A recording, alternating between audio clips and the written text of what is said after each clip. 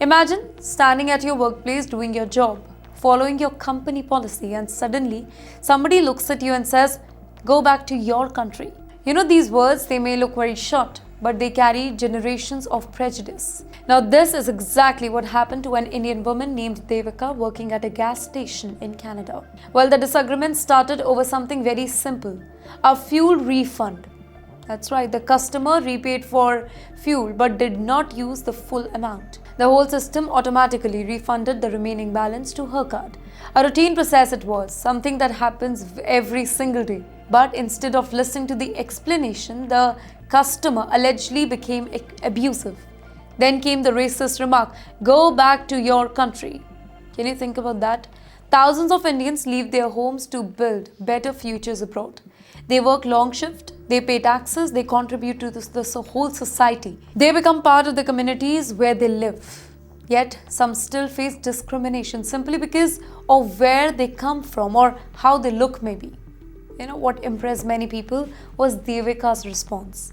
She remained very calm. She stood her ground. She did not lose the cool, and she reminded the customer that respect matters. The video quickly spread online. People from different countries praised her dignity and her composure. Many said that her response, it was the example of strength and self-respect. Because sometimes the strongest response, it is not shouting louder. Sometimes it is refusing to lose your values even when somebody else loses theirs. Now, speaking of Indians making headlines abroad, let's talk about a completely different story. This time, not at a gas station, but on the Wall streets. Can you imagine being trapped in the middle of the sea? No land in sight. Your vessel, it is sinking. The engine has failed, the water is rising, and every passing minute, it feels like the last one. Well, that nightmare, that became reality for 14 Indian sailors aboard the vessel MSV Virat 1 near the coast of Oman. The crew suddenly found themselves in a desperate situation. Their ship began sinking after an engine failure. Out in the open sea, there was no emergency exit, no nearby hospitals, no quick rescue team. When the disaster strikes, the survival, it often depends on who sees you first. And this time, help came from the sky. That's right, the US Navy surveillance aircraft spotted the vessel in distress.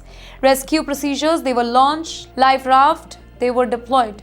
Omani officials, they were alerted. The Indian Navy was informed. One by one, all 14 sailors, they were evacuated to safety. Now, for their families back home, it was the phone call that they had been praying for.